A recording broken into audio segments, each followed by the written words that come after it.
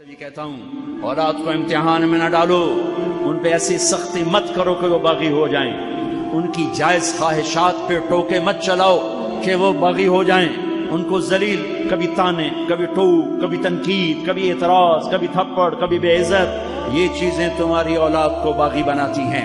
میرے نبی نے فرمایا اولاد کو عزت دو، اکرموا اولادکم، اپنی اولاد کو عزت دو۔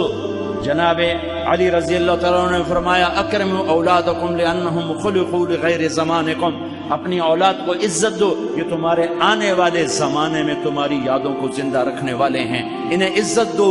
میرے نبی کیسے عزت دیتے تھے؟ حضرت فاطمہ رضی اللہ تعالیٰ عنہ آپ کے جگر کا ٹکڑا، آپ کی آنکھوں کی ٹھنڈک، حسن حسین میری آنکھوں کی ٹھنڈک، میرے جنت کے پھول، جنت کے سردار میرے حسن حسین، جن کے لیے گھٹنے اور بازو ٹیک کر کمر پہ بٹھا کے کمر میں چکر لگا رہے ہیں، اور ان کو دیکھ کر کہہ رہے ہیں تمہارا اونٹ کیسا ہے؟ پھر دونوں بھائیوں کو اتار کے زینب کو کمر پہ بٹھا رہے ہیں اور اکیلی کو کمرے میں چکر دلا رہے ہیں۔ یہ ان کی ماں ہے، ان شہزادوں کی ماں ہے، میرے نبی کے جگر کا ٹکڑا ہیں، اور علی کی زوجہ ہیں، جو میرے نبی نے کہا علی تجھے بشارت ہو، جنت میں تیرا گھر میرے گھر کے سامنے ہوگا۔ جب حضرت فاطمہ آتی، اور کوئی چوتھے دن نہیں آتی، کوئی 8ویں دن نہیں آتی، روز آنا لگا ہوا ہے کہ دیوار کے ساتھ دیوار ہے۔ جب حضرت فاطمہ آتی، دروازے پہ آتی، میرے نبی کھڑے ہو جاتے۔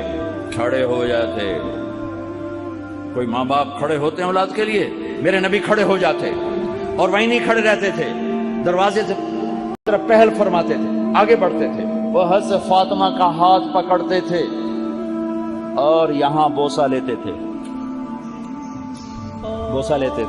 بوسہ، پھر ان کا ہاتھ پکڑ کے اپنی بیٹی کو چارپائی پر پہلے بٹھاتے تھے، اس کے بعد خود بیٹھتے تھے۔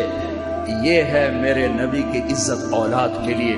99% ماں باپ اولاد کو اپنی پراپرٹی سمجھ کے رگڑ دیتے ہیں، پھر وہاں سے بغاوت واپس آتی ہے۔